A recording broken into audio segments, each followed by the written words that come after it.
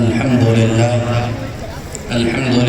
نحمده ونستعينه ونستغفره ونؤمن به ونتوكل عليه ونعوذ بالله من شرور أنفسنا ومن سيئات أعمالنا من يهده الله فلا مضل له ومن يضلله فلا هادي له ونشهد أن لا إله إلا الله ونشهد أن محمدا عبده ورسوله أما بعد فقد قال الله تبارك وتعالى في القرآن المجيد أعوذ بالله من الشيطان الرجيم بسم الله الرحمن الرحيم اليوم أكملت لكم دينكم وأتممت عليكم نعمتي ورضيت لكم الإسلام دينا صدق اللہ العظیم۔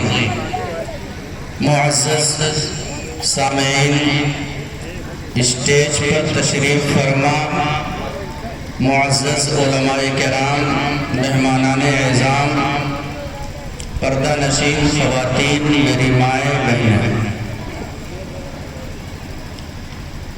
کافی دیر سے آپ حضرات اپنا قیمتی وقت لگا کر اس پروگرام کو کامیاب بنانے کی کوشش کر رہے ہیں۔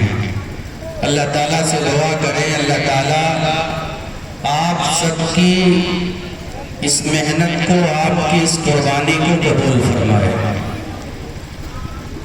ابھی عشاء کے بعد سے لے کر اب تک بہت سارے طلباء نے مکالمہ، تقریریں، نظم پیش کی ہیں، جس سے بخوبی اندازہ لگایا جا سکتا ہے کہ آپ کے اس محبوب ادارے میں تعلیم کا نظام کیا ہے، تعلیم پر کس طریقے سے محنت کی جا رہی ہے، یہ مجھے بتانے کی ضرورت نہیں ہے۔ خود آپ نے دیکھا کہ طلباء نے بغیر کسی اٹک اور بغیر کسی جھجھک کے اپنی مافی ضمیر کو ادا کیا ہے۔ اس کا مطلب یہ ہے کہ اساتذہ کرام ان پر کافی محنت کر رہے ہیں۔ اللہ تعالیٰ ان کی محنتوں کو قبول فرمائے۔ اس کے بعد دو بڑے اکابر نے آپ کے سامنے قیمتی نصیحتیں رکھی۔ اگر واقعی ہم اس پر عمل کر لیں تو ہمارے لیے وہی کافی ہے، لیکن آپ لوگوں کی چاہت، آپ لوگوں کی فرمائش ہے کہ کچھ باتیں میں بھی آپ کے سامنے رکھوں، تو یہ اسی وقت ہوگا جب آپ توجہ کے ساتھ تھوڑی دیر میرے ساتھ بیٹھیں گے، اس اخلاص کے ساتھ آپ بیٹھیں گے کہ انشاءاللہ جو باتیں کہی جائیں گی ہم اس پر عمل کریں گے۔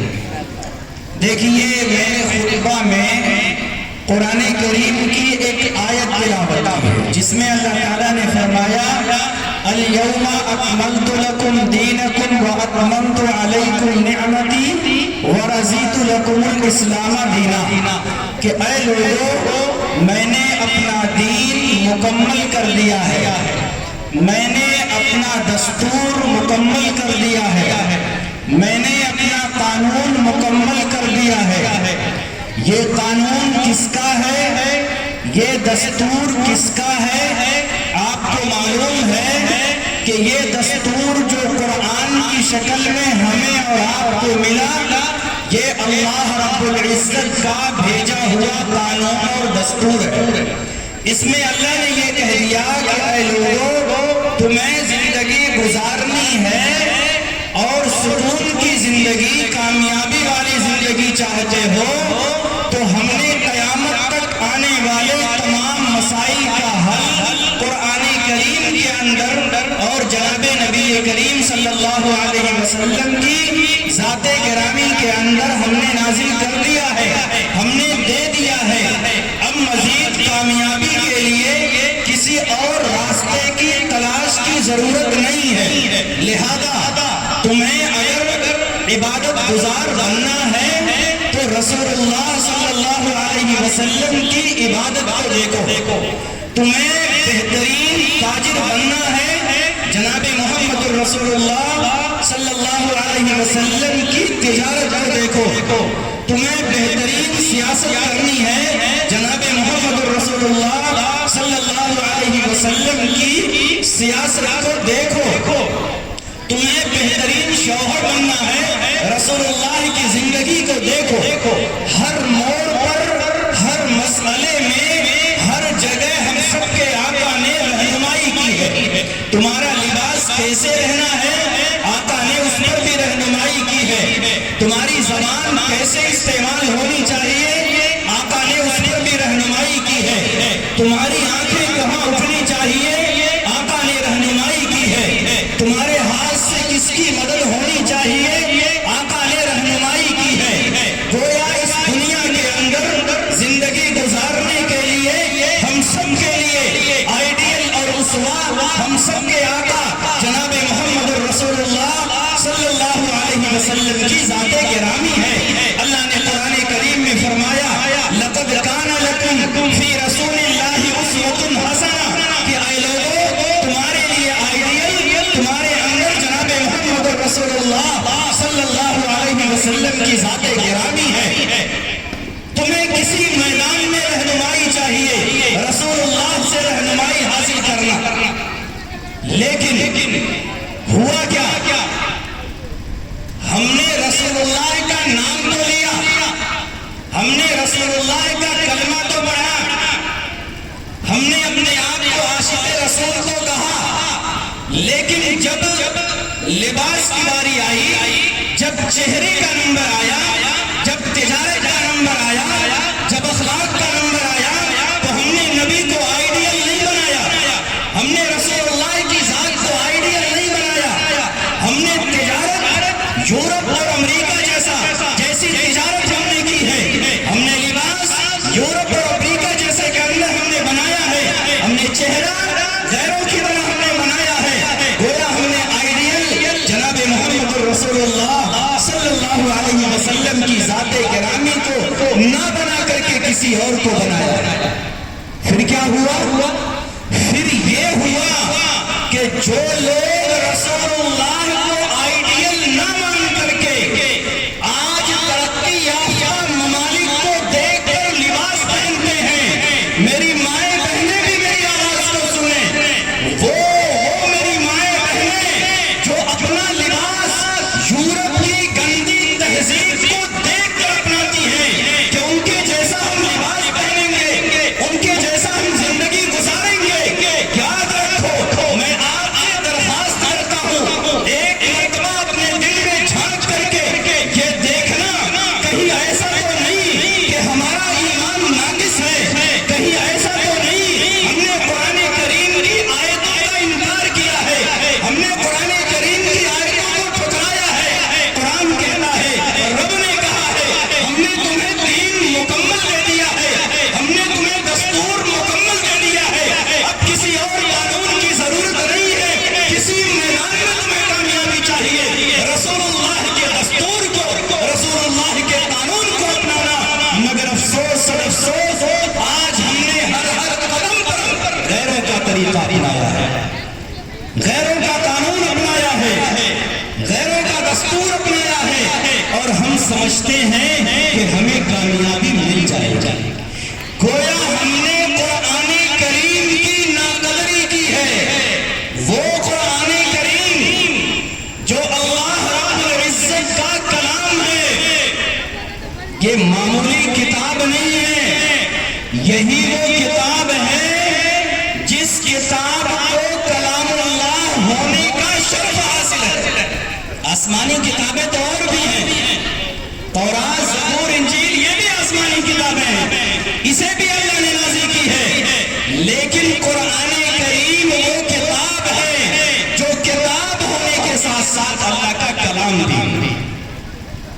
ہر مسئلے کا حل ہے، ہر مسئلے کا حل ہے. ہمیں پریشانی ہے آپس میں نفرتیں، آپس میں دوریاں، آپس میں حسد اور جلن. اس کی وجہ یہی ہے کہ ہم نے قرآن کریم کو سمجھا نہیں. قرآن کریم تو وہ دستور ہے، ہم پوری دنیا کو، دنیائے کفر کو چیلنج کے ساتھ کہہ سکتے ہیں کہ حکومتیں چلانے والوں، تمہیں اپنی حکومت چلانے کے لیے 1 سال کے بعد، 2 سال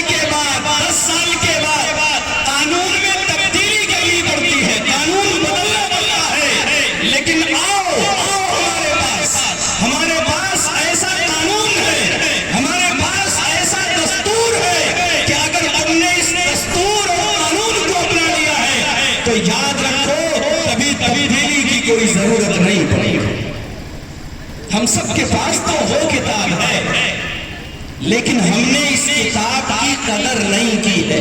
یہی وجہ ہے کہ کتاب ہوتے ہوئے بھی ہم ذلیل ہو رہے ہیں، کلام اللہ ہوتے ہوئے بھی ہم پستی کی طرف جا رہے ہیں۔ اس کی وجہ یہ ہے کہ ہم نے کلام اللہ کی عظمت کو نہیں سمجھا۔ ہم نے آج اپنے بچوں کو کلام اللہ سے دور رکھا۔ اتنی عظیم نعمت اللہ نے آج کو اس مدرسے کی شکل میں دی تھی، مگر ہم نے اپنے بچوں کو اس کلام پاک کے لیے استعمال نہیں کیا۔ یہ افسوس کا مقام ہے۔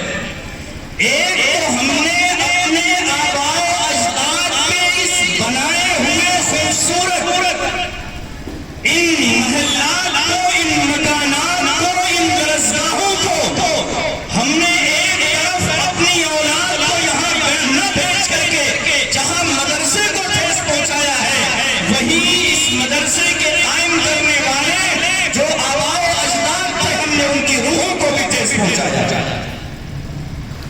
ورنہ جو تعداد ہماری ہے اور آپ کے مدرسے میں تعداد کوئی مطلب نہیں ہے۔ ہم نے قرآن کو ٹھکرایا تو آج اللہ نے ہمیں بھی ٹھکرا دیا۔ ورنہ میں بتاؤں آپ کو، یہی قرآن ہے۔ انگریزوں کے دور میں جو سب سے پہلے جنہوں نے انگریزوں کے خلاف جہاد کا فتویٰ دیا تھا، حضرت شاہ عبدالعزیز محدث دہلوی رحمۃ اللہ، سب سے پہلے انہوں نے انگریزوں کے خلاف جہاد کا فتویٰ دیا تھا۔ ان کے زمانے میں ایک واقعہ پیش آیا۔ ایک پادری نے دلی کی چوک پر یہ اعلان کیا، میری بات کو غور سے سننا قرآن کریم کو ٹھکرانے والوں، ذرا سوچو یہ قرآن ہے کیا چیز جس کی عظمت ہم نے نہیں سمجھا۔ ایک پادری نے دلی کی چوک پر یہ اعلان کیا ہے کہ مسلمانوں، تم کہتے ہو قرآن کریم یہ اللہ کی کتاب ہے، قرآن کریم یہ اللہ کا کلام ہے، یہ اس اللہ کا کلام ہے جس اللہ نے پوری کائنات کو بنایا ہے، پوری کائنات کو چلانے والا ہے۔ یہی کتاب سچی کتاب ہے، یہی کتاب حق کتاب ہے۔ اس کتاب کے آنے کے بعد ساری کتابیں منسوخ ہیں۔ وہ دلی کی چوک پر ایک بھرے مجمع میں یہ اعلان کرتا ہے کہ مسلمانوں آؤ، میری طرف سے چیلنج ہے، میں تمہیں چیلنج دیتا ہوں، اگر تمہاری کتاب یہ قرآن کریم اللہ کی کتاب ہے، تم اپنے دعوے میں سچے ہو تو آؤ اسی بھرے مجمع میں آگ جلاتے ہیں، ایسی آگ جلاتے ہیں جو آگ آسمانوں سے بات کرے، پھر تم اپنی کتاب قرآن کریم لاؤ، میں اپنی کتاب بائبل پیش کرتا ہوں، بائبل کو بھی آگ میں ڈالا جائے گا، قرآن کو بھی آگ میں ڈالا جائے گا۔ مسلمانوں سن لو، اگر قرآن کریم جل جائے تو اس کا مطلب یہ ہے کہ تمہارا مذہب، تمہاری کتاب باطل ہے، اور اگر ہماری کتاب بائبل جل جائے تو میں اسلام لانے کے لیے تیار ہوں، اس کا مطلب میرا مذہب غلط۔ تھوڑی دیر کے لیے سوچئے، یہ چیلنج معمولی چیلنج تھا؟ آج ہم بھی اپنے ایمان کا جائزہ لیں، اگر آج کوئی ہمارے سامنے جلا دے اور یہ کہے کہ قرآن کریم ڈالو اور پورا مجمع لگا ہوا ہو، اور یہ کہے کہ اگر قرآن کریم جل جائے تو اس کا مطلب غلط ہے، شاید ہمارا ایمان ڈگمگا جائے کہ نہیں، ہم قرآن کریم کو ایسا نہیں کریں گے، قرآن کریم تو جل جائے۔ یہ نیت کے اوپر ہے، یہ ایمان کے اوپر ہے۔ ہمارا ایمان ایسا نہیں ہے، ہم نے ایمان کو ایسا نہیں بنایا ہے۔ ہم تو ایک زبانی مسلمان ہیں، ہم مسلمان کے گھر پیدا ہوئے، ہم مسلمان بن گئے، ورنہ آپ بتائیے چند رسموں کے علاوہ ہمارے اندر، ہماری زندگیوں میں اسلام نہیں ہے۔ بچہ پیدا ہوا، کان میں اذان دے دیا، بچہ جوان ہوا، مولوی صاحب کو بلا کر کے نکاح پڑھوا دیا، انتقال ہوا، جنازے کی نماز پڑھا کر کے اسلامی طریقے سے دفن کر دیا،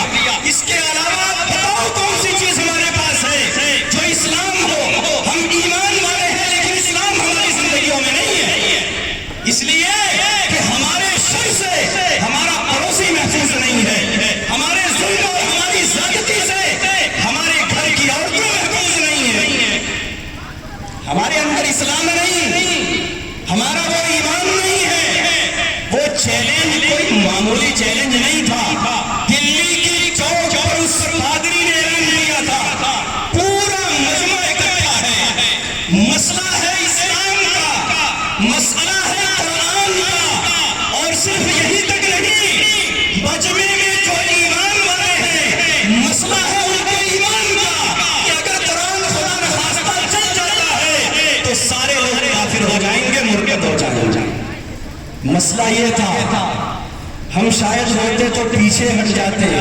قربان جائیے ہمارے اکابر پر. جب اطلاع ملی حضرت شاہ عبدالعزیز محدث دہلوی رحمۃ اللہ علیہ کو، ایک شخص دوڑا ہوا آیا، آپ اپنے کتب خانے میں موجود تھے. کہنے لگا حضرت ایک بڑا مسئلہ پیش آ گیا. ایک پادری نے تو بڑا چیلنج کر دیا ہے.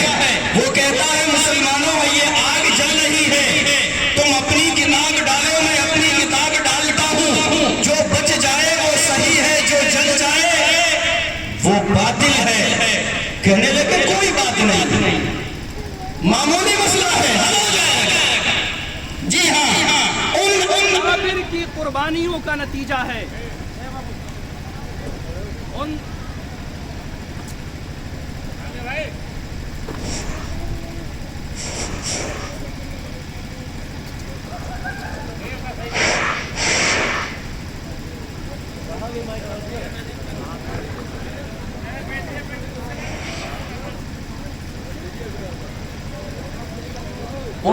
اکابر کی قربانیوں کا نتیجہ ہے کہ آج اسلام ہم تک پہنچا. اسلام کو نقصان ہم لوگ پہنچا رہے ہیں.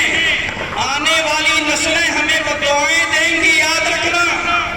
آج اسلام کو ہم نے مٹایا ہے، ہم مٹا رہے ہیں.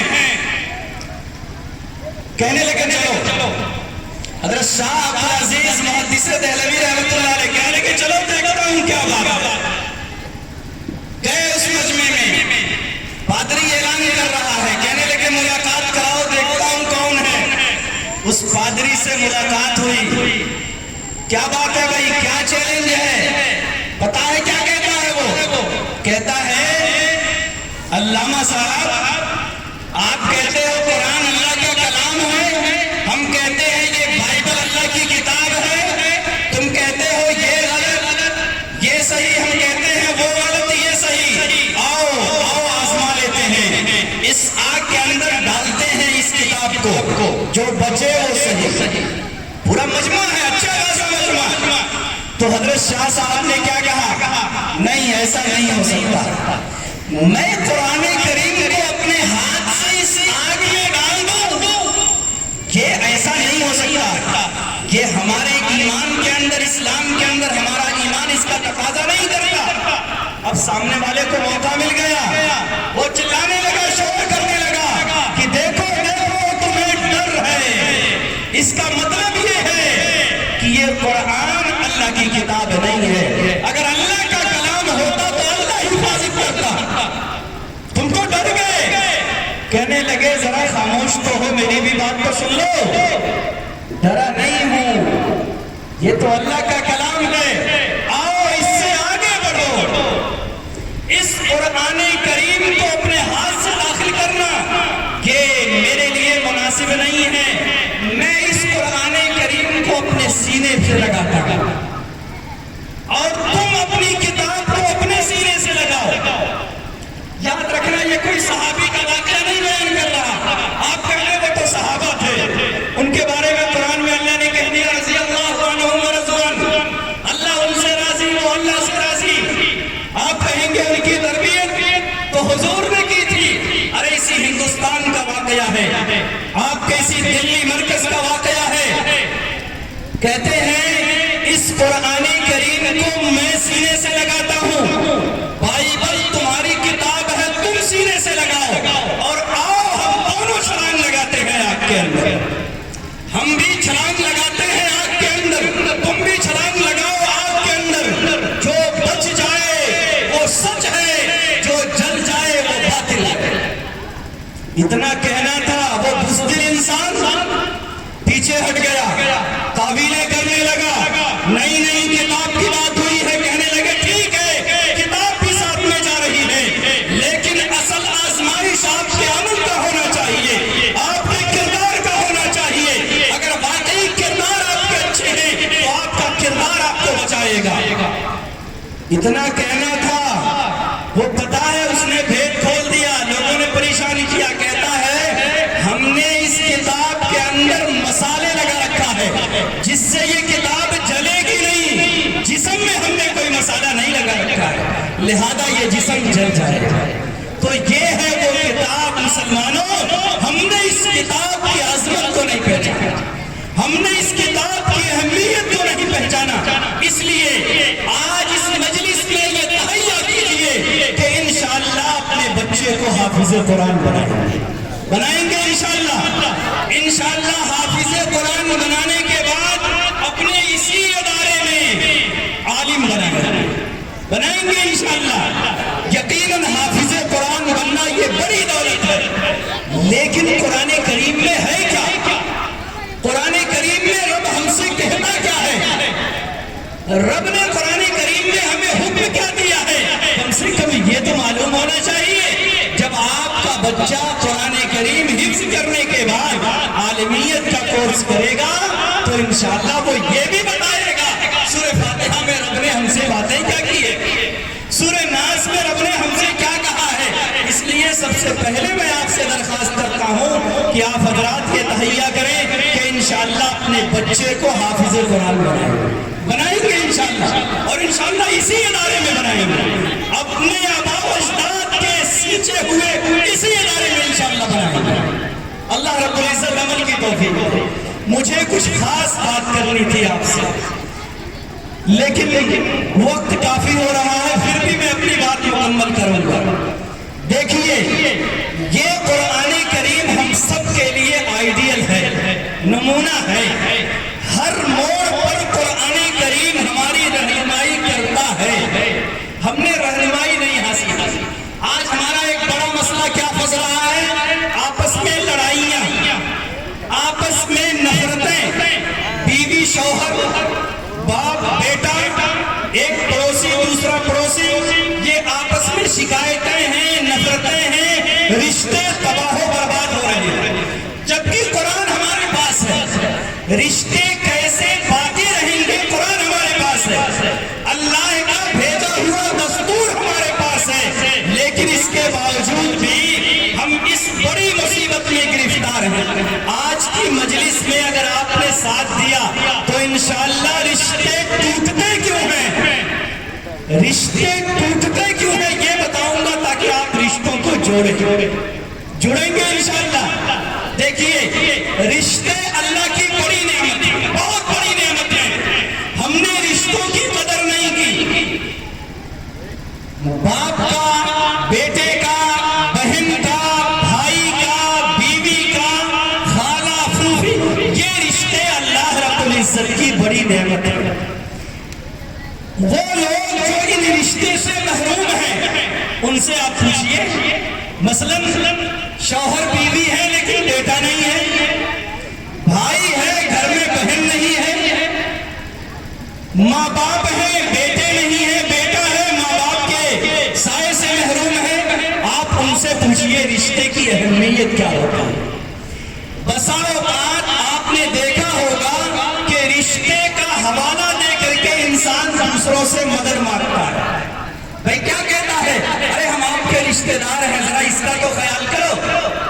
حضرت موسیٰ علیہ السلام، حضرت ہارون علیہ السلام، ایک موقع پر حضرت موسیٰ علیہ السلام نے اپنے بھائی حضرت ہارون کی داڑھی پکڑ دی۔ میں تفصیل میں نہیں جاؤں گا کیوں داڑھی انہوں نے پکڑی تھی، لیکن داڑھی پکڑ لی تو حضرت ہارون نے کیا کہا؟ قرآن کریم نقل کرتا ہے، یاد رکھیے بات بڑی اہم ہے، آپ حضرات سن کر کے جائیے گا، انشاءاللہ آپ کے گھروں میں جو لڑائیاں ہیں وہ ختم ہو جائیں گی اگر آپ عمل کریں گے تو انشاءاللہ پھر آپس میں محبتیں قائم ہو جائیں گی۔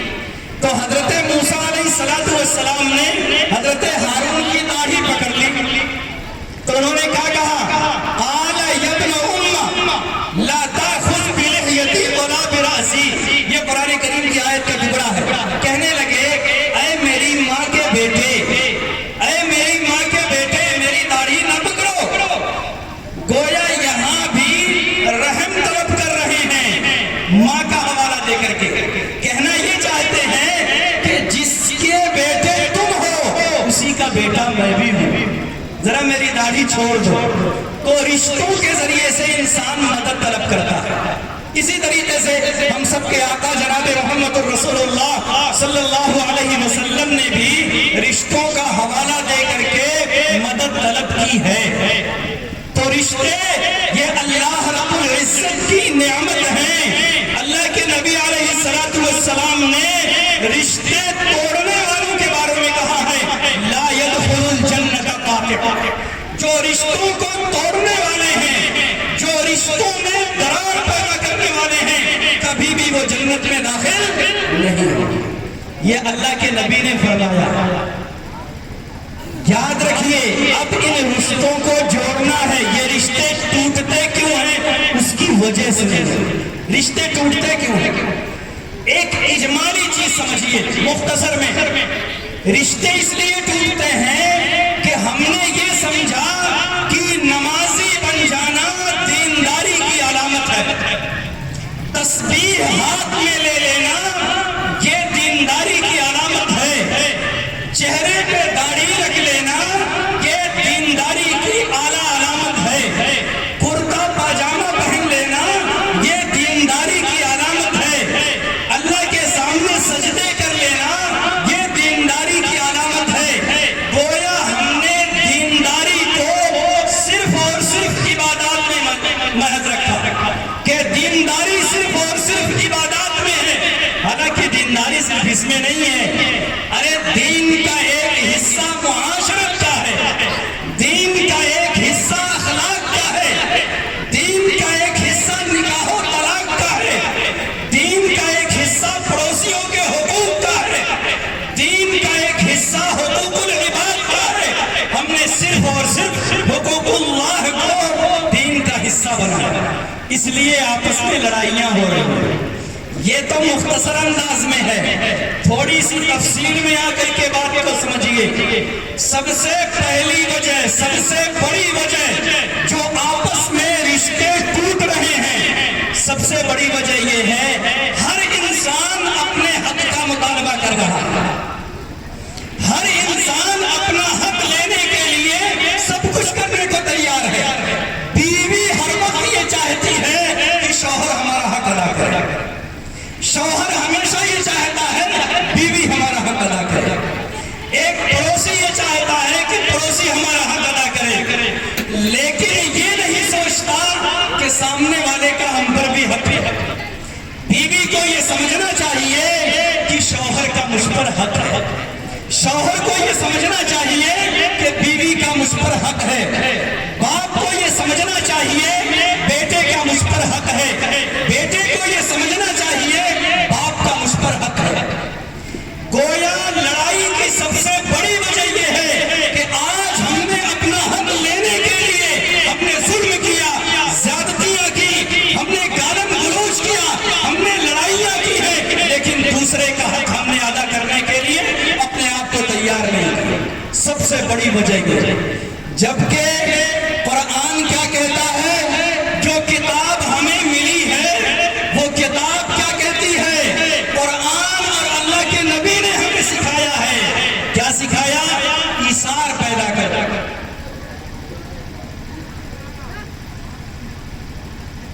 ہم سب کے آقا نے سکھایا ہے کہ ایثار کا مطلب ہوتا ہے کہ آپ دوسروں کا حق ادا کیجئے، اپنا حق معاف کر دیجئے. اپنا حق بعد میں لینا ہے، پہلے دوسروں کا حق ادا کرنا ہے. اسی کو کہتے ہیں ایثار. جیسے جماعت میں لوگ جاتے ہیں تو وہاں 3 طرح کا کھانا بتایا جاتا ہے. ایک کھانا ہوتا ہے ظلم کا کھانا، جو لوگ جماعت میں جاتے ہیں. ایک کھانا بتایا جاتا ہے عدل کا کھانا، اور ایک کھانا بتایا جاتا ہے ایثار کا کھانا. ظلم کا کھانا کیا ہے؟ 2 ساتھی ہیں، دسترخوان میں پلیٹ، اس میں سالن، روٹی، 2 روٹیاں ہیں. ظلم یہ ہے کہ ایک ساتھی دوسرے ساتھی کو بعد میں مشغول کر کے دونوں روٹیاں کھا لے. یہ ہے ظلم کا کھانا. جماعت والے ساتھی بتاتے رہتے ہیں. عدل کا کھانا کیا ہے؟ عدل کا کھانا یہ ہے ایک روٹی آپ کھا لیجئے اور ایک ساتھی کو دے دیجئے. اور ایک کھانا ہے ایثار کا کھانا، آپ دونوں نہ کھائیے، اپنے ساتھی کو دے دیجئے. اسلام نے یہ سکھایا ہے، اسلام نے یہ سکھایا ہے کہ اپنے حقوق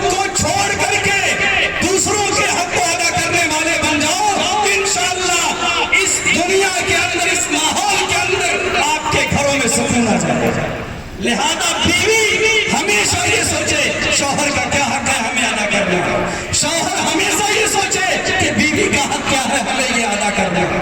اگر یہ ہو جائے تو انشاءاللہ لڑائیاں ختم۔ دو بزرگوں کا واقعہ لکھا ہے، بہت سارے اللہ والے ایک جگہ پڑاؤ ڈالا ان لوگوں نے، انہوں نے کھانا بنایا، 8-10 لوگ تھے، انہوں نے کھانا بنایا 8-10 لوگوں کا۔ اتفاق سے راستے سے بہت سارے لوگ گزرنے لگے، انہوں نے کہا یہ بھی مسافر ہیں، لاؤ ان کو بھی کھانے پہ بلا لیتے ہیں۔ وہ لوگ بھی آ گئے بہت سارے، کھانا معمولی ہے اور کھانے والے بہت زیادہ ہو گئے، شاید ہم ہوتے نہ بلاتے، ہم اپنی آنکھیں نیچے کر لیتے، لیکن وہ اللہ والے تو انہوں نے بلا لیا، کھانا کم ہے کریں کیا، آنے والے بہت زیادہ ہیں، تو وہ اللہ والے تھے، ان کے اندر ایثار تھا۔ انہوں نے آپس میں مشورہ یہ کیا کہ ایسا ہے رات کا وقت ہے، جب مہمان کھانے کے لیے بیٹھیں گے، اچھا دستور یہ ہے کہ مہمان یہ کہتا ہے ساتھ میں تمہیں بھی کھانا ہے، اب ظاہر سی بات ہے کھانا کم ہو تو سب کو تو کھانا نہیں ہو سکتا ہے۔ ان اللہ والوں نے آپس میں مشورہ کیا کہ جو مہمان ہیں جب وہ کھانے کے لیے بیٹھیں گے ہم چراغ بجھا دیں گے، اندھیرا ہو جائے گا، ہم یوں ہی ہاتھ ہلاتے رہیں گے اور آہستہ آہستہ وہ کھانا کھا لیں گے، ہم اپنا کھانا اپنے مسافر بھائیوں کو کھلا دیں گے۔ چنانچہ ہوا ایسے ہی، دسترخوان لگایا گیا اور سارے لوگ اس پر بیٹھے، مہمان بھی بیٹھے، یہ میزبان بھی بیٹھے اللہ والے، لیکن جو مہمان تھے وہ بھی اللہ والے، انہوں نے بھی دیکھا کھانا تو بہت معمولی ہے، چند لوگوں کا ہے، ہم لوگ زیادہ آ گئے ہیں۔ جب لائٹ بند کی گئی تو انہوں نے بھی موقع کو غنیمت سمجھا، وہ بھی سوچنے لگے کہ ایسا ہے ہم بھی صرف ہاتھ ہلائیں گے تاکہ یہ ہمارے بھائی کھا لیں۔ کچھ دیر کے بعد جب سارے لوگ کھانا کھا چکے تو اب یہ ہوا کہ آہستہ سے کسی طریقے سے لائٹ جلانے کا نظر کیا جائے۔ سارے لوگوں نے کہا ہم آسودہ ہو گئے، کھا گئے۔ جب لائٹ جلائی گئی تو پتا چلا جیسے کھانا تھا ویسے ہی موجود ہے، یہ اللہ والے تھے۔ یقین مانیے اگر یہ چیز ہمارے اندر آ جائے، ایثار ہمارے اندر آ جائے تو گھروں سے لڑائیاں ختم ہو جائیں گی، گھروں سے نفرتیں ختم ہو جائیں گی۔ یہ قرآن کی تعلیم ہے، یہ نبی کی تعلیم ہے۔ آج ہم نے نبی کی اس تعلیم کو ٹھکرایا ہے تو آج گھروں میں لڑائیاں ہیں، آج محلات میں لڑائیاں ہیں، آج نفرتیں ہیں، ظلم ہے، زیادتیاں ہیں۔ اللہ کے واسطے اگر معاشرے میں اصلاح چاہتے ہیں تو ایثار اپنے اندر پیدا کریں گے انشاءاللہ۔ حضرت عمر رضی اللہ تعالیٰ ان کے دور میں مجلس لگی ہوئی ہے، دو نوجوان دوڑتے ہوئے آئے، کہنے لگے اے عمر، امیر المومنین ہیں، کہنے لگے عمر یہ ہے وہ شخص، یہ ہے وہ شخص۔ وہ بھی حیران میں، امیر المومنین بھی حیران ہے، ارے کون شخص، کیا کہنا چاہتے ہو؟ وہ دو نوجوان کہنے لگے کہ امیر المومنین فلاں شخص نے میرے والد کا قتل کیا ہے، جرم ہے اس کا یہ، لہذا اس کو قتل کیا جائے۔ امیر المومنین حضرت عمر نے کہا اچھا ادھر آؤ، تم نے قتل کیا ہے؟ جی ہاں امیر المومنین ہم نے قتل کیا ہے، ہم سے غلطی ہوئی ہے۔ کیسے قتل کیا؟ وہ شخص کہتا ہے امیر المومنین میری کھیتی باڑی ہے، کھیتی میں اس کا باپ اپنے اونٹ کے ساتھ میرے کھیت میں آ گیا، میں نے ایک پتھر اٹھا کر کے اس کو مارا، اتفاق سے وہ مر گیا، میں مجرم ہوں۔ تو امیر المومنین نے کیا کہا؟ سزائے موت تمہیں قصاص میں قتل کیا جائے گا۔ وہ عدالت امیر المومنین کی عدالت تھی، کوئی بحث نہیں چلے گی، کوئی مقدمہ نہیں چلے گا، کوئی سودے بازی نہیں چلے گی۔ امیر المومنین نے نہیں پوچھا کہ اے وہ شخص تو رہنے والا کہاں کا ہے، تیرا خاندان کتنا عالی ہے، تو کتنے معزز گھرانے کا رہنے والا ہے، تیرا اسٹیٹس کیا ہے، تو غریب ہے یا اپنے یہاں کا کوئی امیر شخص ہے؟ امیر المومنین نے ہرگز یہ نہیں پوچھا، فوراً فیصلہ سنایا کہ قصاص میں تمہیں قتل کیا جائے، اس لیے کہ وہ نبی کے تربیت یافتہ تھے۔ جب جرم اس نے قبول کر لیا تو قصاص میں قتل کیا جائے۔ لیکن وہ شخص کیا کہتا ہے؟ امیر المومنین میں کافی دور سے آیا ہوں، صحرا جنگلہ سے آیا ہوا ہوں، بہت غریب گھرانے کا ہوں، میرے پیچھے میری بیوی ہے،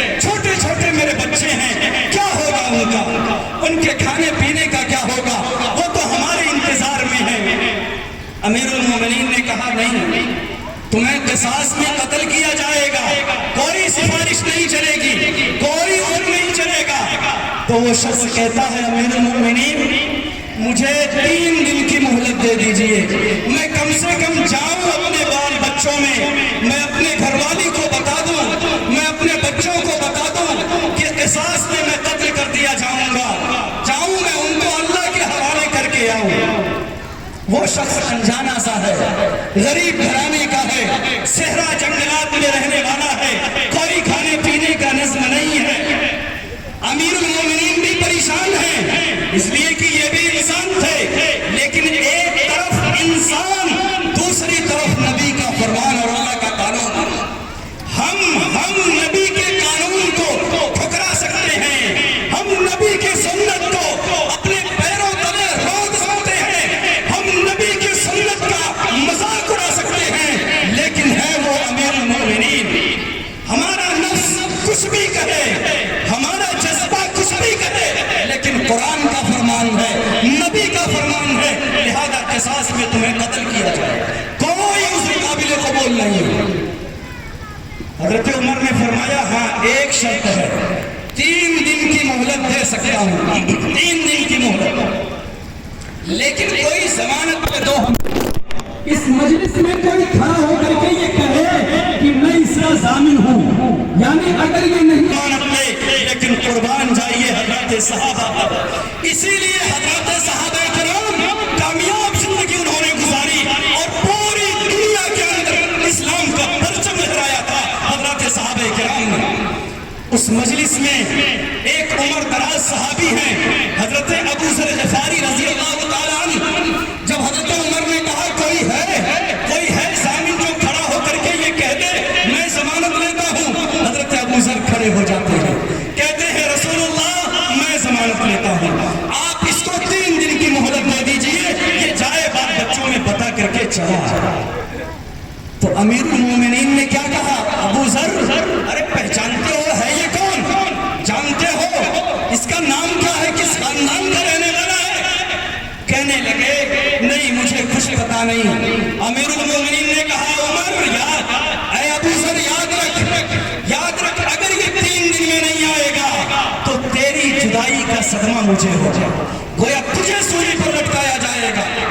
حضرت ابو ذر نے کہا اللہ کے رسول اس کے چہرے سے سچائی نظر آ رہی ہے، ایسا لگتا ہے یہ دیندار شخص، دینداری تھی ان کے اندر۔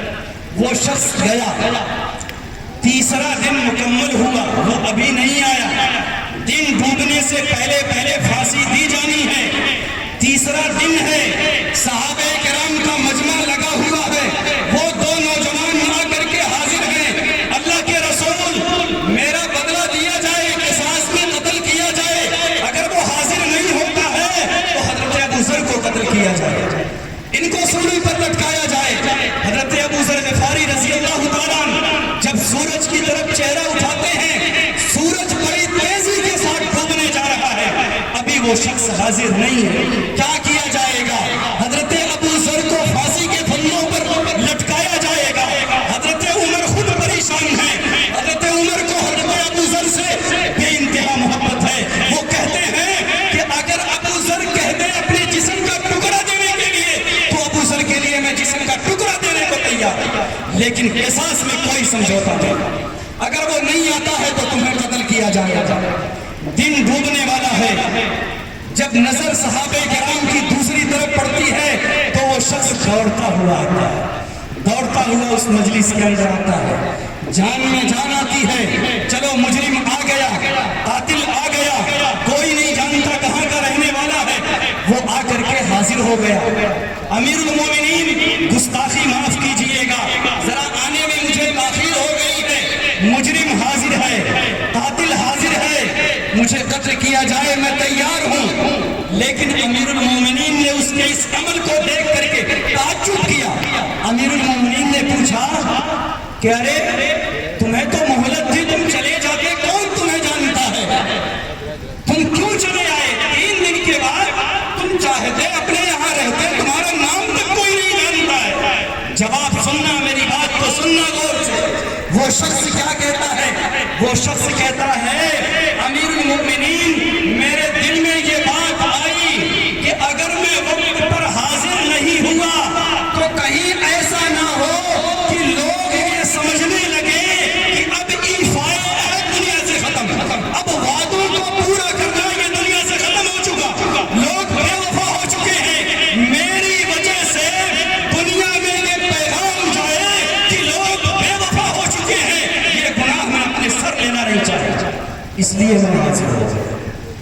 کہنے لگے ابو ذر تم نے یہ ذمہ داری اور ضمانت کیوں لے لی جب تم جانتے نہیں تھے؟ تو انہوں نے کیا کہا؟ میں نے یہ سوچا کہ کہیں ایسا نہ ہو کہ لوگ یہ سمجھ لیں کہ اب دنیا سے خیر ختم، بھلائی ختم، مدد ختم۔ اگر آج اس کی مدد نہیں کی گئی تو آج ہم ذریعہ بنیں گے، لوگ یہ کہیں گے اب کوئی کسی کی مدد کرنے والا نہیں۔ اس لیے میں نے فوراً ضمانت دی۔ اب وہ دو نوجوان کھڑے ہوئے ہیں، یہ دونوں عمل دیکھ رہے ہیں۔ دونوں نوجوانوں نے حضرت عمر سے کہا امیر المومنین میرا بھی فیصلہ سنیے، میں اسے معاف کرتا ہوں، میں اسے معاف کرتا ہوں، قصاص میں قتل نہیں کیا جائے گا، میں نے سب کچھ معاف کر دیا، سارے جرائم میں نے معاف کر دیا۔ امیر المومنین نے کہا کیوں تم نے معاف کیا؟ وہ نوجوان کہنے لگے امیر المومنین میں نے یہ سوچا کہ آج اگر میں نے معاف نہیں کیا، اگر آج میں نے عفو و درگزر سے کام نہیں لیا تو لوگوں میں یہ پیغام نہ چلا جائے کہ لوگوں میں معافی، ایک دوسرے کو معاف کرنا یہ ختم ہو چکا ہے۔ یہ سوچ کر کے میں نے معاف کر دیا۔ یہ تھے وہ صحابہ کرام، یہ تھے وہ صحابہ کرام کہ آج دین یہاں تک پہنچا ہے، اور آج دین کو سب سے زیادہ نقصان ہماری ذات سے اور آپ کی ذات سے پہنچا ہے۔ آج مسلم محلہ گندگی سے مشہور ہے، جہاں مسلمان زیادہ رہتے ہیں گندگی وہاں رہتی ہے، جہاں مسلمان زیادہ رہتے ہیں دیر تک وہاں سوتے ہیں، جہاں مسلمان رہتے ہیں وہاں عام طور پر لڑائیاں ہوتی ہیں۔ آپ جائیے، آپ جا کر کے عدالتوں میں دیکھ لیے، ہم معمولی اقلیت میں ہیں، ہماری تعداد اس ملک کے اندر بہت معمولی ہے۔ اگر اس اعتبار سے آپ کسی سیاسی آدمی سے پوچھ لیجئے گا جو لوگوں کی خدمت کرتا ہو، آپ کے تحصیل میں، آپ کے ضلع میں جو مقدمہ جاتا ہے، آپ اس میں فیصد نکالیے، 80%، 90% ہمارے جھگڑے عدالت میں پڑے ہوئے ہیں۔ ہم مسلمان ہیں، ہم مسلمان ہیں، ارے نام کے مسلمان ہیں، ہم نے ایمان والا تو کہا، ہم نے محمد رسول اللہ کا نام تو لیا، لیکن سب سے زیادہ محمد رسول اللہ کو بدنام ہم نے کیا ہے، سب سے زیادہ دین اسلام کو نقصان ہم نے پہنچا ہے۔ اس لیے یہ تہیہ کیجئے کہ انشاءاللہ اپنی ذات کو بھی فائدہ پہنچائیں گے، دین اسلام کو بھی فائدہ پہنچائیں گے انشاءاللہ۔ بات کافی ہو گئی، بس ایک چیز مجھے 4 وجہیں رکھنی تھی آپ کے سامنے، لیکن 2 ہی رکھوں گا۔ مجھے بھی جانا ہے کافی دور، میرے بچے کی طبیعت کافی خراب ہے، وہ اسے ایڈمٹ کرا کر کے میں آیا ہوں۔ صرف آپ کی محبتیں مجھے یہاں تک لائی ہیں، ورنہ میرا دل، میری روح اجازت نہیں دے رہی۔ کسی طریقے سے میں چل کر کے آیا ہوں۔ ماشاءاللہ آپ جب سے آپ حضرات بیٹھے ہوئے ہیں، مستقل آپ نے وقت دیا ہے، آپ محبتیں دیتے ہیں، یہ محبتیں مجھے آپ تک کھینچ کر کے لاتی ہیں۔ دوسری سب سے اہم مجھے میں بتا کر کے اپنی بات پوری کر لوں گا۔ دیکھیے لڑائیاں کیوں ہوتی ہیں، لڑائیاں کیوں ہوتی ہیں گھروں میں؟ جو لوگ گھروں کے ذمہ دار ہیں وہ سنیں، جو لوگ گھروں کے ذمہ دار ہیں خاص کر کے وہ سنیں، جو شوہر حضرات ہیں خاص کر وہ سنیں، جو گھر چلاتے ہیں وہ میری بات کو سنیں۔ ہوتا یہ ہے جو گھر کا ذمہ دار ہے، جو شوہر ہے، وہ یہ سوچتا ہے کہ میرے ماتحت جو لوگ ہیں، میرے نیچے جو لوگ ہیں، وہ میرے مزاج کے مطابق چلے۔ جیسا میرا مزاج ہے ایسے ہی میری بیوی بھی رہے، ویسے ہی میرا بچہ بھی رہے، ویسے ہی میرا بھائی بھی رہے۔ لڑائیاں یہیں سے شروع ہو جاتی ہیں۔ جو گھر کا ذمہ دار ہے وہ یہ سمجھتا ہے، سوچتا ہے کہ گھر کے سارے افراد میرے مزاج کے مطابق چلے، میرے مزاج کے خلاف کوئی کام نہیں ہونا چاہیے۔ یہیں سے لڑائیاں شروع۔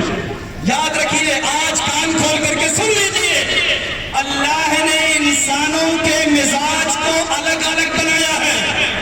آپ دیکھ لیجیے، صورتیں الگ ہیں، اربوں خربوں انسان، لیکن کسی کی صورت کسی سے ملتی نہیں ہے، کسی کی زبان کسی سے ملتی نہیں ہے۔ اللہ نے مزاج الگ بنائے، طبیعتیں الگ بنائی ہیں، زبانیں الگ بنائی ہیں۔ ایک انگوٹھا دیکھ لیں، دستخط سب سے مضبوط دستخط انگوٹھا مانا جاتا ہے۔ پوری دنیا میں اربوں خربوں انسان، لیکن کسی کی دستخط کسی سے ملتی نہیں ہے، سب کا اللہ نے الگ الگ بنایا ہے۔ اسی طریقے سے اللہ نے انسانوں کا مزاج الگ الگ بنایا، کسی کے مزاج میں نرمی تو کسی کے مزاج میں سختی، کسی کے مزاج میں جلد بازی اور کسی کے مزاج میں سستی۔ اب ایک جلد باز انسان یہ سوچے کہ گھر میں جتنے لوگ ہیں سارے جلد بازی سے کام کریں تو ایسا نہیں ہو سکتا۔ اگر وہ ایسا چاہتا ہے تو اللہ کی تخلیق میں، اللہ کے بنائی ہوئی چیزوں میں تبدیلی کرنا چاہتا ہے۔ اللہ نے مزاجیں الگ الگ ہر ایک کے بنائے ہیں۔ آپ کہیں گے یہ تو آپ کا دعویٰ ہے، یہ تو آپ کہہ رہے ہیں میں نہیں مانتا۔ ارے مانیں گے کیسے نہیں؟ حضرت موسیٰ علیہ السلام کی مثال دیکھ لیجئے۔ حضرت موسیٰ علیہ السلام اتنے جلالی ہیں کہ اپنے زمانے میں ایک قبطی کو مارا، ایک قبطی ایک شخص تھا، ایک گھوسا مارا مر گیا، ختم ہو گیا۔ اور حضرت عیسیٰ علیہ السلام کا مزاج کیا تھا؟ وہ یہ کہتے تھے کہ اگر کوئی ایک تھپڑ مار دے دوسرا پیش کرے۔ فرق ہے مزاجوں میں۔ آئیے صحابہ کرام کو دیکھیے، غزوہ بدر میں بہت سارے کافر قید کر کے لائے گئے، بہت سارے کافر۔ تو پتہ ہے حضرت عمر نے کیا کہا، حضرت ابو بکر صدیق نے کیا کہا؟ حضرت ابو بکر صدیق نے کہا کہ اللہ کے رسول یہ جتنے قیدی آئے ہوئے ہیں پکڑ کر کے، اللہ کے رسول سب کو معاف کر دیجیے، سب کو چھوڑ دیجیے۔ یہ حضرت ابو بکر صدیق نے کہا، لیکن آگے سے حضرت عمر بھی سامنے کھڑے ہوئے ہیں، کہتے ہیں اللہ کے رسول نہیں، ایسا نہیں ہو سکتا ہے۔ جتنے قیدی آئے ہوئے ہیں ان میں کچھ ہمارے رشتہ دار ہیں، کچھ آپ کے رشتہ دار ہیں، معافی سے کام نہیں چلے گا۔ اللہ کے رسول اپنے رشتہ داروں کو آپ اپنے ہاتھ سے قتل کریں اور میں اپنے رشتہ داروں کو اپنے ہاتھ سے قتل کروں۔ یہ مزاج ہے۔ حضرت ابو بکر صدیق نے کہا معاف کر دیا جائے، حضرت عمر نے کہا نہیں قتل کرنا ہے، اور جس کا جو رشتہ دار ہے اسی کو قتل کرے گا۔ تو یہ مزاج الگ الگ ہے۔ اب گھر کا ذمہ دار یہ سوچے کہ میرے ماتحت جتنے لوگ ہیں میرے مزاج کے مطابق چلے، یاد رکھو گھروں میں فساد آئے گا، گھروں میں فساد آئے گا۔ اس لیے جو گھر کے ذمہ دار ہیں، جو شوہر حضرات ہیں، میری بات کو غور سے سنو۔ اگر آپ گھر کے اندر سکون چاہتے ہو، گھر کو بہترین ڈھنگ سے چلانا چاہتے ہو، آپ کی بیوی غلطی کرے معاف کرو، آپ کا بچہ غلطی کرے درگزر سے کام لو، سمجھا کر کے کام لو۔ اگر ایسا نہیں کرو گے تو گھر میں فساد ہے۔ اور ہم سب کے خالق نے کتنا صبر کیا، اس پر صبر کرو۔ اگر کبھی آپ کے مزاج کے خلاف صبر کرو۔ اللہ نے کیا کہا ہے؟ انما یوفی الصابرون اجرهم بغیر حساب۔ جو لوگ صبر کرتے ہیں اللہ تعالیٰ بے حساب اجر دیتا ہے، بے حساب، جس کی کوئی گنتی نہیں ہے۔ اور سب سے بڑے صابر ہم سب کے پوری کائنات کے خالق ہیں۔ اللہ نے قرآن کریم میں فرمایا وَقَالُوا اتَّخَذَ الرَّحْمَنُ وَلَدًا۔ اس آیت میں، آیت لمبی ہے، اللہ نے کہا ہے کہ لوگ اس زمین میں ایسے ایسے انسان بھی ہیں جو کہتے ہیں میرا کوئی بیٹا ہے، جو کہتے ہیں میرا کوئی باپ ہے۔ یہ اتنا بڑا جرم ہے، اتنا بڑا جرم ہے کہ زمین پھٹ جائے، آسمان ریزہ ریزہ ہو جائے، پہاڑ ٹوٹ جائے، میں ان کو برداشت نہیں کرتا، لیکن پھر بھی میں صبر کرتا ہوں، میں نے ہر ایک کی روزی جاری رکھا ہے۔ تو اگر آپ کے مزاج کے خلاف کوئی کام ہو جائے تو آپ بھی اللہ کے واسطے قربانی دیجیے، قربانی دیجیے۔ اسی کا نام ہے قربانی۔ جس طریقے سے مال کی قربانی دینی ہے، اسی طریقے سے اپنے نفس کی بھی قربانی دینی ہے، جذبات کی قربانی دینی ہے۔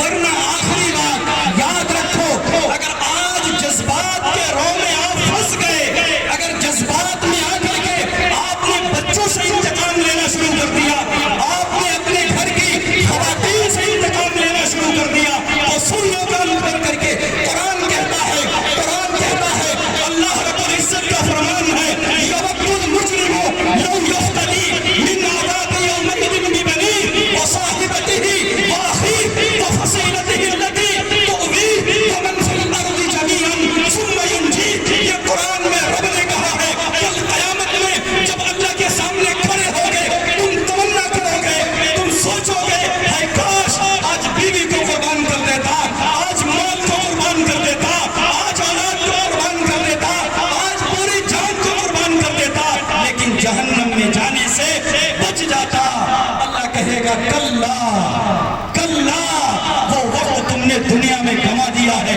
اب یہاں یہ موقع ملنے والا نہیں ہے، یہ موقع ملنے والا نہیں ہے، یہ دنیا اللہ نے تیاری کے لیے بھیجا ہے، یہ تیاری کی جگہ ہے، چند دن کی بات ہے، چند دن کی زندگی ہے، کب ہماری زندگی ختم ہو جائے، کب ہمیں ہمارے ساتھی اپنے کندھوں پر اٹھا کر کے قبرستان پہنچا دے، نوجوانوں اس غرور میں مت رہنا کہ میرا بڑھاپا بھی آئے گا، ایسا کچھ نہیں ہے، آنے میں ترتیب ہے، جانے میں کوئی ترتیب نہیں۔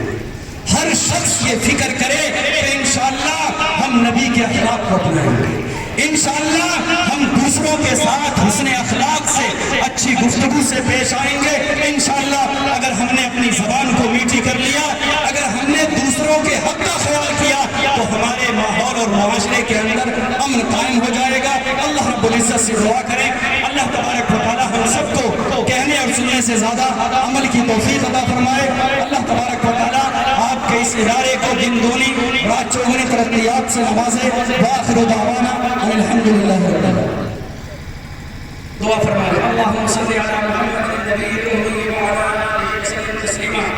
اللہم انت السلام ومنک السلام تبارکت یا ذا الجلال والاکرام۔ ربنا آتنا فی الدنیا حسنہ وفی الآخرۃ حسنہ وقنا عذاب النار وقنا عذاب القبر وقنا عذاب الحشر۔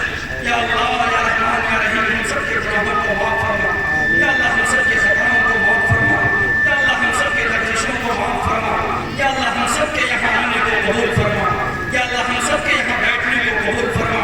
یا اللہ جن لوگوں نے بھی اس ادارے کے لیے محنتیں کی ہیں یا اللہ ان کی محنتوں کو قبول فرما، یا اللہ اس ادارے کو دن دونی رات چوگنی ترقیات عطا فرما، یا اللہ اس ادارے کو تمام شرور و فتن سے یا اللہ اس کی حفاظت فرما، یا اللہ حاسدین کے حسد سے، یا اللہ شریروں کے شر سے، یا اللہ ظالمین کے ظلم سے، یا اللہ اس ادارے کے اندر خدمت کرنے والے اساتذہ کرام، پڑھنے والے طلباء، یا اللہ ذمہ داران، یا اللہ جو لوگ بھی جس اعتبار سے بھی اس ادارے سے لگے ہوئے ہیں، یا اللہ ان تمام لوگوں کو تمام شرور و فتن سے ان کی حفاظت فرما۔